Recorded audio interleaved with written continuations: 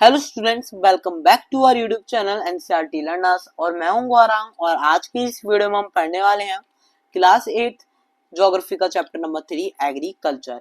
इससे पहले हमने 2 चैप्टर्स और करे थे क्लास 8 में ज्योग्राफी के, जिसमें हमने पहले चैप्टर में रिसोर्सेज के बारे में पढ़ा था और सेकंड चैप्टर में हमने land, soil, water, natural vegetation and wild life resources के बारे में पढ़ा था। आज की इस वीडियो में हम इस सेशन में नेक्स्ट चैप्टर शुरू करने जा रहे हैं, चैप्टर नंबर 3 एग्रीकल्चर। ठीक है, इस चैप्टर में हम एग्रीकल्चर के बारे में पढ़ेंगे, टाइप्स ऑफ एग्रीकल्चर के बारे में पढ़ेंगे, फिर हम फार्मिंग के बारे में पढ़ेंगे, टाइप्स ऑफ फार्मिंग के बारे में पढ़ेंगे। ठीक है, और उसके बाद हम एग्रीकल्चर और फार्मिंग के बाद हम कुछ मेजर क्रॉप्स के बारे में पढ़ेंगे। ठीक है, कुछ ऐसी क्रॉप जो हमारे इंडिया में ज्यादा प्रोडक्शन पर उगाई जाती हैं। और उसके बाद हम इस चैप्टर में लास्ट में एक केस स्टडी पढ़ेंगे जो हमारे इंडिया और यूएसए के ऊपर बेस्ड है।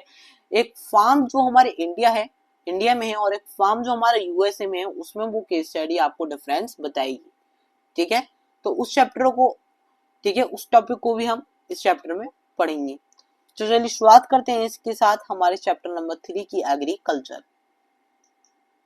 ठीक है, चलिए। So Gurpreet, Madhav and Tina were walking through a village where they saw a farmer tilling land. ठीक है, अभी एक गुरप्रीत है, एक माधव है और एक टीना है। ठीक है, तीनों ये बच्चे हैं।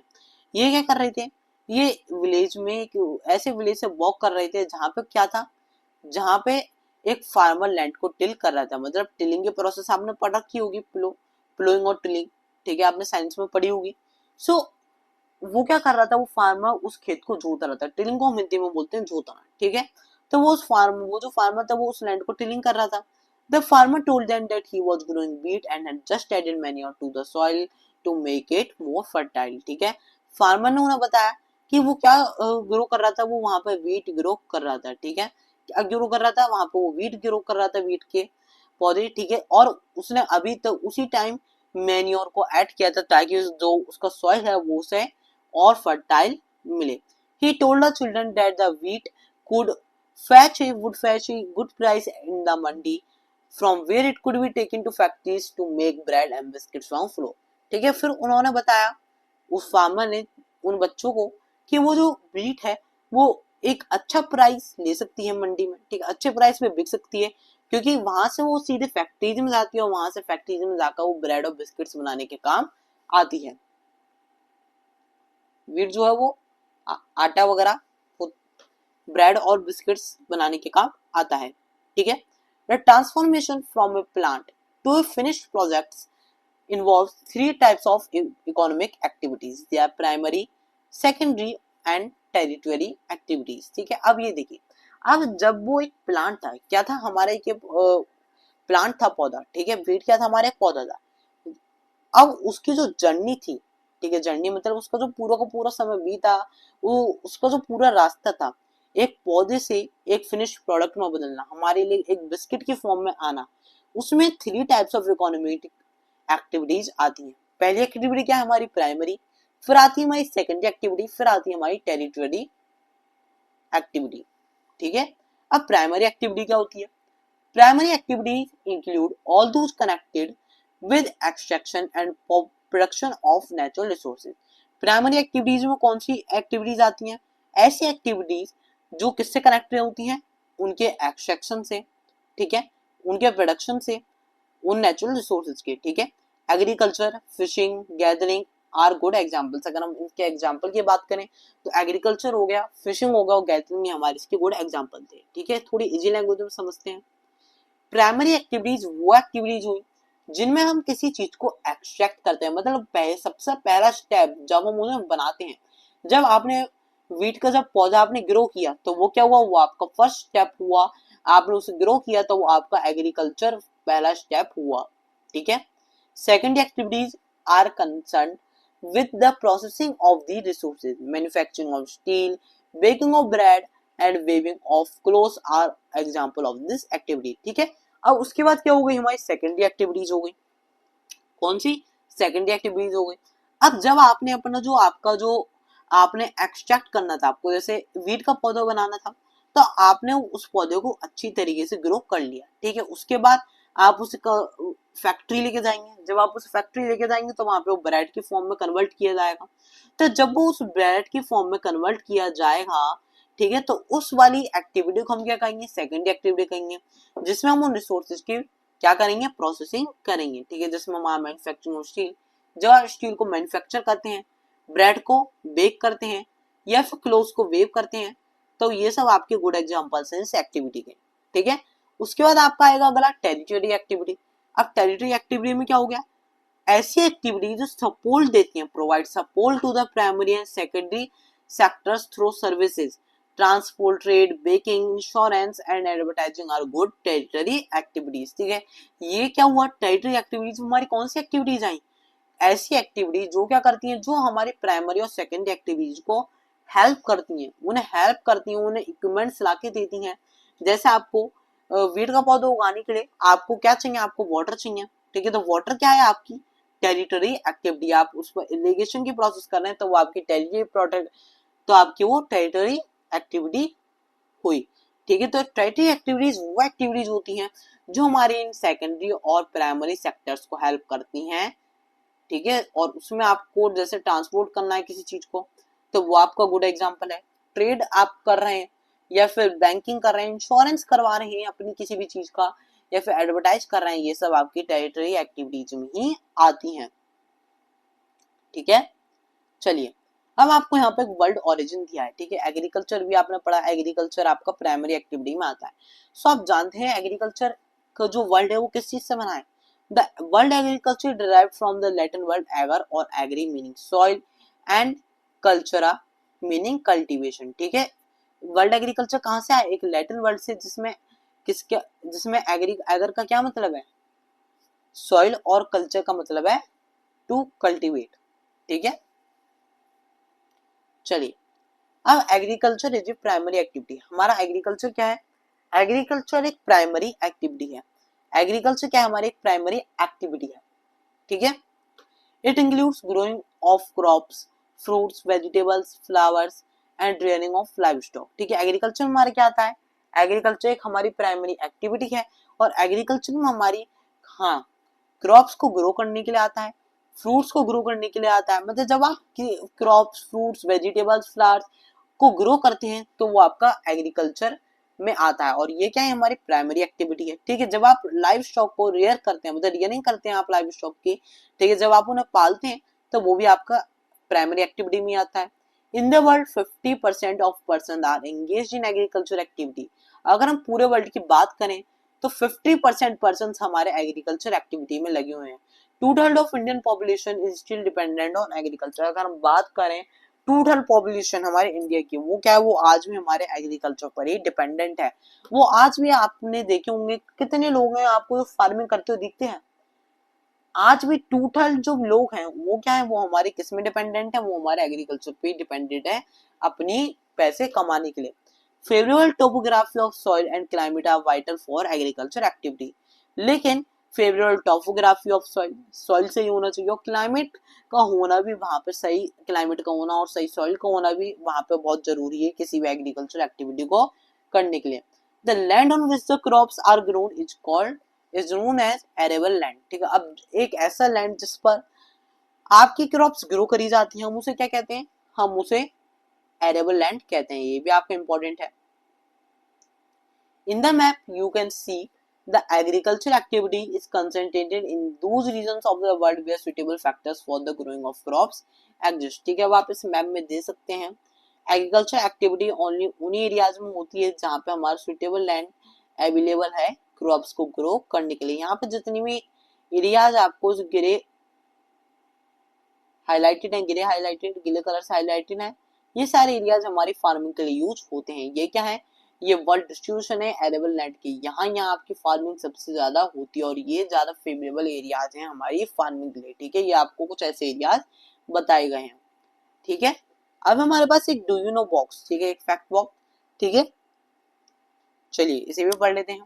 सो अब आपको, अभी आपने एग्रीकल्चर के बारे में पढ़ा, ठीक है। अब एग्रीकल्चर के साथ साथ कल्चर से रिलेटेड हमारी कई टॉपिक्स आ जाते हैं, जिसमें हमारा एक तो एग्रीकल्चर खुद होता ही है, उसके बाद सेरिकल्चर आ जाता है, फिर पिस्किकल्चर, विटिकल्चर और हॉर्टिकल्चर भी आ जाता है। ठीक है, इन्हें भी हम एक एक बार पढ़ लेते हैं। सो एग्रीकल्चर क्या है हमारा? The science and art of cultivation of the soil and raising crops and rearing livestock, it is also known as farming. ठीक है, इसमें क्या करते हैं हम? एग्रीकल्चर में हम किसे ग्रो करते हैं? हम अपने सॉइल पर ये एक ऐसी आर्ट है जिस पर हम प्लांट्स को ग्रो करते हैं, कल्टीवेट करते हैं अपने सॉइल पर, और क्रॉप्स को रेज करते हैं, मतलब क्रॉप्स को उगाते हैं और लाइव स्टॉक को रेयर करते हैं। इसे हम फार्मिंग भी कहते हैं। ठीक है, ये आपको पूरा इंपॉर्टेंट है यहाँ से यहाँ तक। ठीक है, अब सेरिकल्चर क्या है? सेरिकल्चर है आपका कॉमर्शियल रियरिंग ऑफ सिल्कवॉर्म्स, इट में supplement the income of the farmer. ये क्या करता है? ये जो सेरिकल्चर है ये किस चीज का काम करता है? ये हमारी कॉमर्शियल फार्मिंग कहलाता है। इसमें क्या करते हैं हम?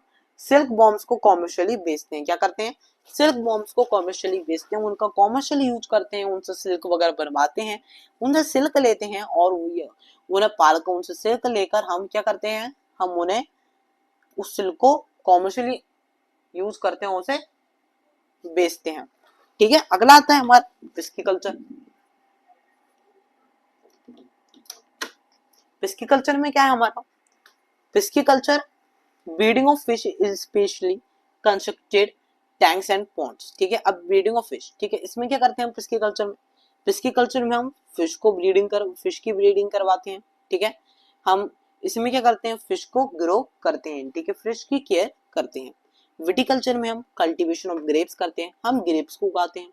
और हॉर्टिकल्चर में हम वेजिटेबल्स, फ्लावर्स और फ्रूट्स को ग्रो करते हैं कॉमर्शियल यूज के लिए। ठीक है, अब आता है हमारा नेक्स्ट टॉपिक फार्म सिस्टम। ठीक है, अब हम पढ़ेंगे फार्म सिस्टम के बारे में। फार्म सिस्टम हमारा क्या होता है? ठीक है, फार्म सिस्टम के बारे में हम पढ़ेंगे। सो एग्रीकल्चर और farming can be looked as a system. ठीक है, अब ये जो एग्रीकल्चर और फार्मिंग है ये दोनों एक सिस्टम की तरह है। The important inputs are seeds, fertilisers, machinery and labour. ठीक है, अब इन्होंने बताया ये जो आपके फार्म और सिस्टम और एग्रीकल्चर सिस्टम है ये क्या है? ये आपके किसकी तरह है? ये आपके एक मशीन की तरह है, जो मशीन की तरह वर्क करते हैं। ठीक है, एक सिस्टम की तरह वर्क करते हैं, जिसमें हमारे इंपॉर्टेंट इनपुट क्या होते हैं? सीड्स हो गए हमारे इनपुट, फर्टिलाइजर्स हो गए, मशीनरी हो गई, और उसके साथ साथ हमारी लेबर भी हो जाती है। Some of the operations involved are ploughing, sowing, irrigation, weeding and harvesting. अगर हम इन प्रोसेसिंग की बात करें तो ऑपरेशन जो इन्वॉल्व होते हैं उनमें प्लोइंग होती है हमारी। ठीक है, खेत को जोता जाता है, सोइंग करते हैं हम, इरिगेशन की प्रोसेस करते हैं, और वीडिंग करते हैं और हार्वेस्टिंग करते हैं। ठीक है, अब हम आउटपुट की बात करें तो आउटपुट क्या है सिस्टम का? हमें क्रॉप्स मिलती हैं आउटपुट में, वूल मिलती है, डेयरी प्रोडक्ट्स मिलते हैं और पोल्ट्री प्रोडक्ट्स मिलते हैं। ठीक है,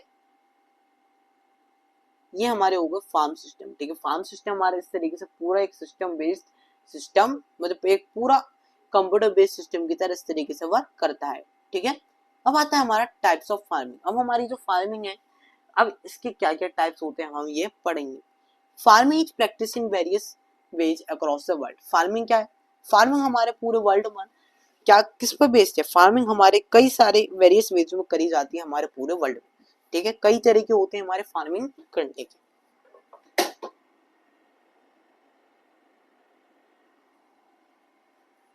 ठीक है,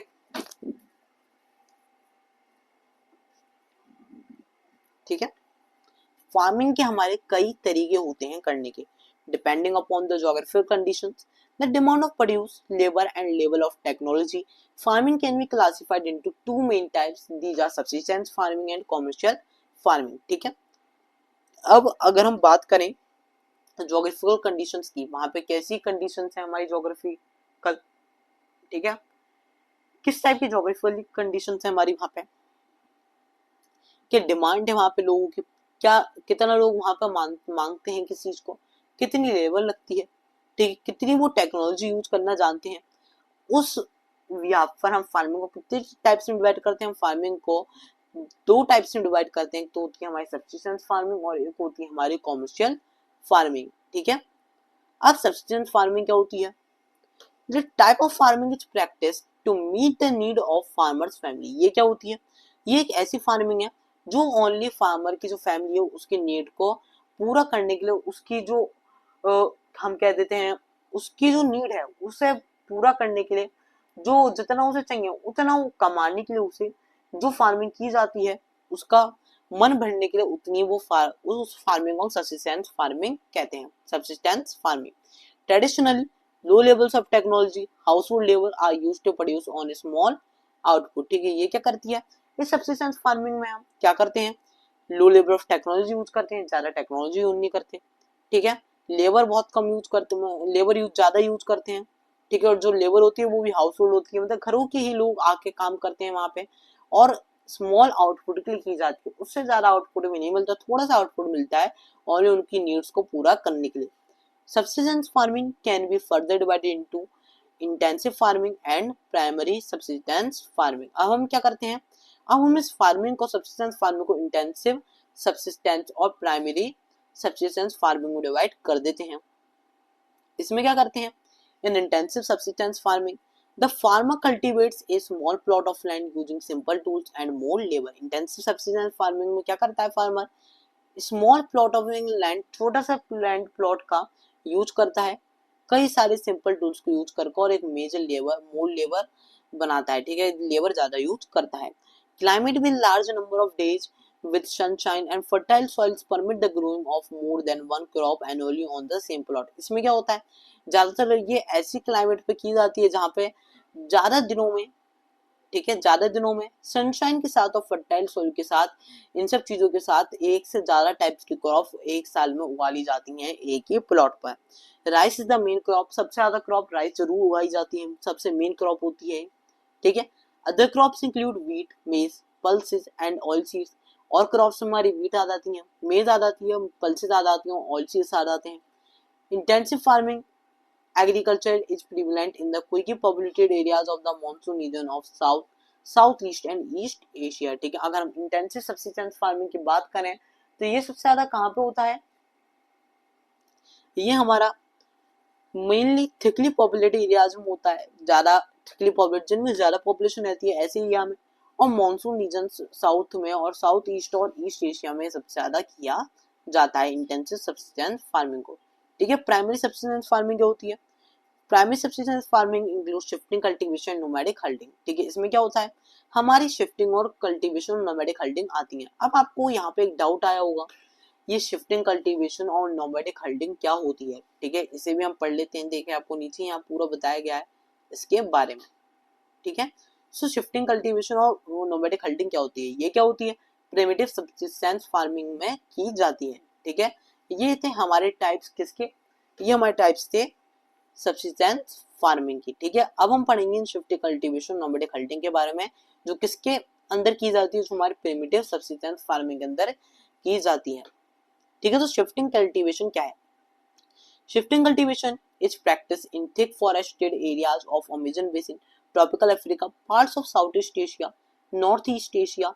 these are the areas of heavy rainfall, quick regeneration of vegetation, a plot of land is cleared by felling the trees and burning them। इसमें क्या करते हैं? ये वाली शिफ्टिंग कल्टीवेशन होती है, ये ज्यादातर ऐसे एरियाज में की जाती है, फॉरेस्ट्री एरियाज होते हैं जिनमें फॉरेस्ट ज्यादा होते हैं, ठीक है। जैसे कि अमेजन बेसिन में हो गया, tropical Africa, south east Asia के कुछ पार्ट्स और नॉर्थ ईस्ट इंडिया में, ठीक है। ये एरियाज हैवी रेनफॉल के होते हैं, जहाँ पे हैवी रेनफॉल की जाती है, क्विक रीजनरेशन हो जाता है, यहाँ पे वेजिटेशन बहुत जल्दी रीजनरेट होती है। क्या होती है? वहां पे वेजिटेशन बहुत जल्दी रीजनरेट होती है, ठीक है। A plot of land is cleared by felling the trees and burning them. एक ऐसे लैंड को वहां पे क्लियर कर दिया जाता है, ट्रीज को गिरा देते हैं, फेलिंग कर देते हैं, मतलब फेल कर देते हैं उन्हें। जब वो वहां से जाते हैं तो वहां पे क्या करते हैं? वो उन ट्रीज को गिरा देते हैं, उन्हें जला देते हैं। The ashes are then mixed with the soil and crops like maize, yam and potatoes and cassava are grown। फिर जो उनकी ऐश बनती है ट्रीज को जला के, वो क्या करते हैं? उसे सॉइल में मिला देते हैं, ठीक है। सॉइल में मिलाकर वहां पे वो किसे ग्रो करते हैं? फिर वो वहां पे किसे ग्रो करते हैं? फिर वो वहां पे हमारे कसावा, मेज, यम, पोटैटोज, इस टाइप के प्लांट्स को ग्रो करते हैं, ठीक है। फिर वो क्या होता है? वो इस टाइप के प्लांट्स को ग्रो करते हैं। अब उन्होंने, अब आपके डाउट में यह आया होगा आपके माइंड में कि उन्होंने उस ऐश को मिक्स क्यों किया। उन्होंने उस ऐश को डायरेक्ट भी तो यूज कर सकते थे, तो उन्होंने उस ऐश को उस सॉइल के साथ मिक्स क्यों किया। वो इसलिए मिक्स करते हैं क्योंकि जितनी भी न्यूट्रिशन थे, आपने क्लास 7th में साइंस में पढ़ा होगा, जितनी भी न्यूट्रिशन थे वो जल के किस में आ गए, वो हमारे वो जो ऐश में आ गए, ठीक है। और ऐश में आकर जब हमने उस सॉइल को मिक्स कर दिया उसके साथ, तो जितने भी न्यूट्रिशन थे अब वो हमारे सॉइल में आ गए, ठीक है। After the soil loses fertility the land is abandoned and the cultivator moves to a new plot. अब जब लैंड क्या होता है हमारा, उसकी फर्टिलिटी खो देता है, तो लैंड को क्या करते हैं, एबंडोन कर देते हैं, मतलब लैंड को फिर वो खाली छोड़ देते हैं और कल्टीवेटर्स फिर किसी नए प्लॉट पर चले जाते हैं, ठीक है। फिर वो किसी नए प्लॉट पे चले जाते हैं। Shifting cultivation is also known as selection one agriculture. ये जो शिफ्टिंग कल्टीवेशन होती है, हमें से शिफ्ट सिलेक्शन वन एग्रीकल्चर भी कहते हैं, ठीक है। अब यहाँ पर मैं एक do you know fact box दिया है, इसे भी एक बार पढ़ लेते हैं, ठीक है। Shifting cultivation known by different names in different parts of the world, ठीक है। हम शिफ्टिंग कल्टीवेशन को कई नाम से जानते हैं different parts of the world में, ठीक है। जैसे कि अगर हम नॉर्थ ईस्ट इंडिया में बात करें तो यहाँ पे इसे झूमिंग कहा जाता है, ठीक है। मैक्सिको में बात करें तो इसे मिल्पा कहा जाता है, ब्राजील में रोका, और मलेशिया में हम इसे क्या कहते हैं, ठीक है, लडंग कहते हैं।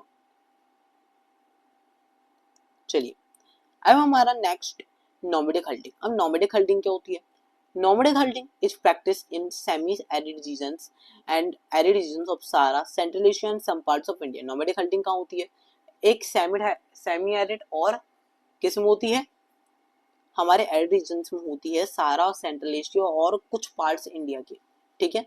जैसे कि राजस्थान हो गया, जम्मू और कश्मीर हो गए, इन कुछ पार्टों में और होती है हमारे इंडिया में। In this type of farming, ठीक है, herdsmen move from place to place with the animals for food and water. इसमें क्या करते हैं इस फार्मिंग में जो हर्ट्समैन होते हैं, जो मतलब कैटल वगैरह हॉर्सेस वगैरह को पाल रहे होते हैं, वो क्या करते हैं, वो एक प्लेस से दूसरे प्लेस पे जाते रहते हैं अपने एनिमल्स के साथ फूड और वाटर लेने के लिए। किसके साथ, अलोंग डिफाइंड रूट्स, अपने कुछ डिफाइंड रूट्स पे कि उन्हें इस रूट पे जाना ही जाना है। इस तरीके से वो एक लैंड से दूसरे लैंड पर मूव करते रहते हैं, ठीक है। This type of movement arises in the response to climatic constants and terrain। ये जो मूवमेंट होता है ये उनके उस पर डिपेंड करता है कि वो किस क्लाइमेटिक में रहना चाहते हैं, किस एरिया में रहना चाहते हैं और किस टाइप के टेरेन में रहना चाहते हैं, ठीक है। Sheep, camel, yak and goats are most commonly reared. इस टाइम मतलब ये जो वो नोमैडिक हल्टिंग होती है ये ज्यादातर शीप, कैमल, याक और गोट्स के साथ की जाती है। They provide milk, meat, wool and hides and other products to the herders and their families। वो क्या करते हैं, वो मीट प्रोवाइड करते हैं उन फार्मर्स को, ठीक है, उन हर्डर्स को, हर्डमैन को, ठीक है। वो मीट, मिल्क, वुड, हाइड्स और कुछ ऐसी और प्रोडक्ट्स भी उनकी फैमिलीज और हर्डर्स को प्रोवाइड करवाते हैं, ठीक है। और यही होती है हमारी नोमैडिक हल्टिंग और शिफ्टिंग कल्टीवेशन, जो हमारे प्रिमिटिव सब्सिस्टेंस फार्मिंग में फॉलो की जाती है, ठीक है। अब आती है हमारी last type of farming, commercial farming, ठीक है। अभी हमने पढ़ा सब्सिस्टेंस फार्मिंग, अब हम पढ़ेंगे कॉमर्शियल फार्मिंग के बारे में। In commercial farming crops are grown and animals are reared for sale in the market. इस फार्मिंग में हम क्या करते हैं, इस फार्मिंग में हम क्या करते हैं, जनरली हम इसमें क्रॉप्स को ग्रो करते हैं और एनिमल्स को रेयर करते हैं मार्केट में सेल के लिए, ठीक है, वहां पे सेल करने के लिए। The area cultivated arid the amount of capital used in large, ठीक है। इसमें क्या होता है कॉमर्शियल फार्मिंग में, जो एरिया हम कल्टीवेशन के लिए देते हैं वो बहुत ज्यादा लार्ज होता है, कैपिटल जो होती है वो बहुत लार्ज होती है। Most of the work is done by machine, जो यहाँ पे वर्क होता है ज्यादातर लेबर कम होती है और मशीन से ज्यादा वर्क होता है। Commercial farming includes commercial grains farming, mixed farming, plantations, agriculture. इसमें भी हमारे 3 टाइप्स की फार्मिंग आ जाती है, जैसे कि हमारी अभी इंटेंसिव और प्रिमिटिव सब्सिस्टेंस फार्मिंग पड़ेगी, इसी तरीके से कॉमर्शियल फार्मिंग में हमारी 3 टाइप्स की आ जाती है, commercial grain farming, mixed farming and plantation agriculture, ठीक है। इसी भी पढ़ लेते हैं हम इनमें क्या होता है कॉमर्शियल फार्मिंग में। In commercial farming crops are grown for commercial purpose. Commercial farming, commercial grain farming में हम क्या करते हैं, क्रॉप्स को कॉमर्शियल पर्पज के लिए ग्रो करते हैं। Wheat and maize are common commercially grown grains, ठीक है। व्हीट और मेज जो होती हैं वो कॉमन कॉमर्शियली ग्रोन ग्रेन्स होती हैं, वो क्या करती हैं, वो कॉमन ग्रो होती हैं, कॉमनली ग्रो होती हैं। Major areas where commercial greens farming is practiced are temperate grasslands of North America अगर हम मेजर एरियाज की बात करें जहाँ पे कॉमर्शियल ग्रेन फार्मिंग की जाती है, वो क्या है, वो एक तो हमारे टेम्परेट ग्रासलैंड्स होते हैं नॉर्थ अमेरिका के, और यूरोप और एशिया होते हैं। ठीक है, यहाँ पे हमारी कॉमर्शियल ग्रेन फार्मिंग फॉलो की जाती है। ठीक है, these areas are sparsely populated with large farms spreading over hundreds of hectares। ये क्या करते हैं, ये एरिया जो होते हैं स्पार्सली पॉपुलेटेड होते हैं, जिनमें बहुत बड़े बड़े फार्म्स होते हैं जो हंड्रेड्स ऑफ हेक्टेयर्स में होते हैं, मतलब कई हंड्रेड्स ऑफ हेक्टेयर्स में हमारे ये एरियाज फैले होते हैं। Several winters restrict the growing season and only single crop can be grown। कई बार विंटर्स में लेकिन ऐसा भी हो जाता है जहाँ पे ज्यादा विंटर्स पड़ती हैं वहां पे ग्रोइंग सीजन को वो मना कर देती है, वहां पे और ग्रो नहीं हो पाती सीजन, और एक सिंगल क्रॉप ही ग्रो हो पाती है। कई बार ऐसा भी हो जाता है, क्योंकि देखिए आप इतना बड़ा लैंड है तो इतने बड़े लैंड में जरूरी तो नहीं है वो एक ही क्रॉप ग्रो करें। अगर उनका सीजन अलाउ करेगा तो वो कई क्रॉप्स ग्रो कर सकते हैं, लेकिन सीजन अलाउ ना करने के चक्कर में वो क्या कर पाते हैं, कई बार विंटर्स में एक ही क्रॉप ग्रो कर पाते हैं। ठीक है, अब आती है हमारी मिक्स फार्मिंग। मिक्स फार्मिंग में हम क्या करते हैं, mix farming the land is used for growing food and food crops and rearing live stock. Mix farming हम लैंड को फूड को ग्रो करने के लिए यूज करते हैं और फूड क्रॉप्स को ग्रो करने के लिए यूज करते हैं और लाइव स्टॉक को रेयरिंग करने के लिए यूज करते हैं। ठीक है, मिक्स फार्मिंग में हम मतलब फूड भी ग्रो करेंगे, ठीक है, फूड क्रॉप्स भी ग्रो करेंगे और लाइव स्टॉक को रेयर करने का भी काम करेंगे। It is practice in Europe, eastern USA, Argentina, south east Australia, New Zealand and south Africa.